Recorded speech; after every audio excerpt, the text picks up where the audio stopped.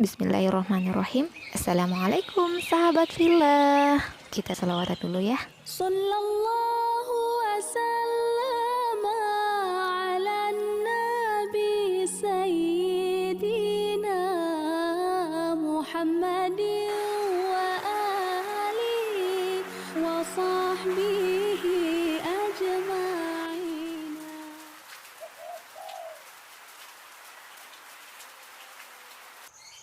Untuk sagunya di sini saya pakai tepung sagu basah yang ada dijual di pasar tradisional. Tapi kalau teman-teman nggak punya, bisa pakai tepung sagu yang sudah siap pakai. Tapi ingat ya, nggak boleh diganti dengan tepung tapioka karena beda lagi jenisnya.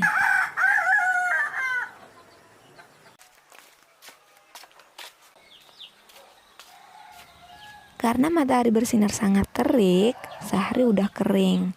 Selanjutnya proses yang nggak boleh diabaikan, menyangrai tepung sagu.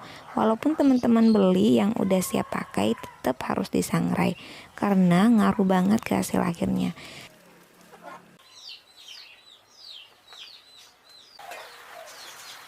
Kenapa harus disaring? Karena tekstur sagu basah yang dikeringkan itu akan mengumpal seperti ini, dan itu nggak baik untuk adonan nanti. Gak mau kan pada saat kita makan kue kering, terus masih ada sagu-sagu yang kayak mentah-mentah gini.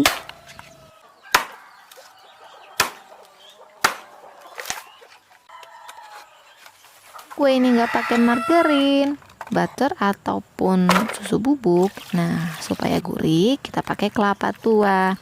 Kalau sahabat Villa nggak punya, bisa langsung pakai santan instan aja. Di sini lebih dulu saya kupas kulit ari-arinya supaya santannya lebih bersih.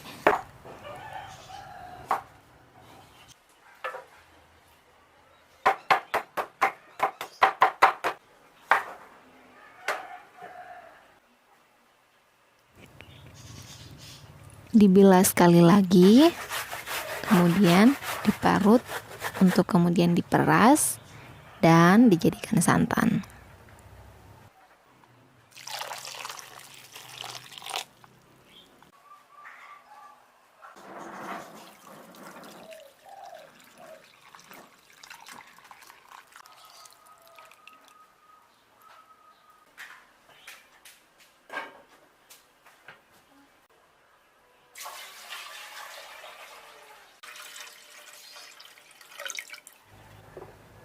Dan 2 liter santan akan kita rebus dengan api kecil sampai berubah jadi minyak yang ada ampasnya seperti ini.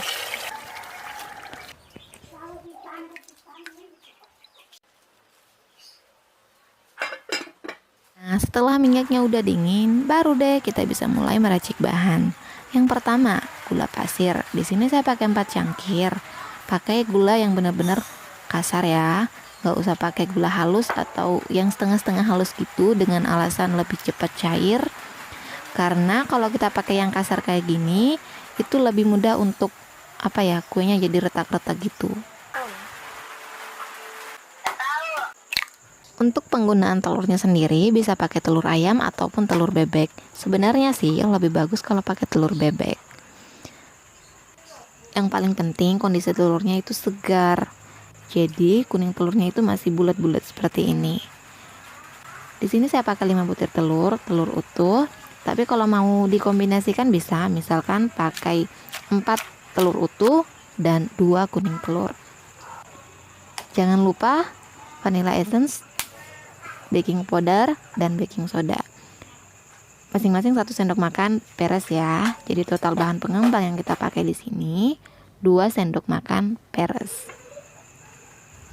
Iya, gulanya harus benar-benar dikocok sampai larut ya sahabat Villa, karena ini salah satu faktor penyebab retaknya pada permukaan kue. Untuk minyaknya sendiri nggak harus pakai minyak kelapa seperti ini, bisa pakai juga kok minyak jenis lain. Tapi dari segi rasa ya pastinya beda jauh. Dengan cangkir yang sama, kita menakar 6 cangkir tepung sagu Dan 2 cangkir tepung terigu lebih dulu kita ayak sampai rata. Setelah itu kita tuang deh sedikit demi sedikit ke dalam adonan, tapi nggak semuanya ya, hanya separuh aja sampai sudah bisa dipulung seperti ini. Panaskan oven dan mulai mengadon. Jangan lupa sisa adonan ditutup supaya nggak kena angin, nanti memeras.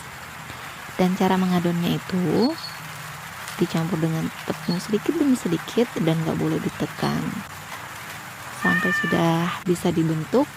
Kemudian kita gilas dan cetak. Jadi sahabat Villa nggak perlu mengadon sampai benar-benar padat ya, cukup sampai bisa diangkat seperti ini. Jadi masih agak lengket-lengket gitu, tapi nanti hasil akhirnya akan bagus.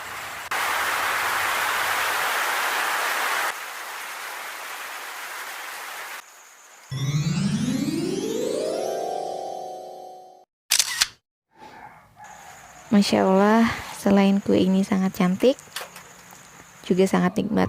Jadi saya sangat merekomendasikan buat sahabat Villa, bisa jadi alternatif sebagai hidangan pengisi toples di hari raya Idul Fitri nanti.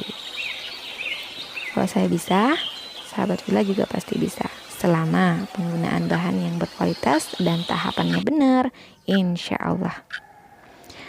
Oke, syukran jazakumullah khair. Wassalamualaikum warahmatullahi wabarakatuh.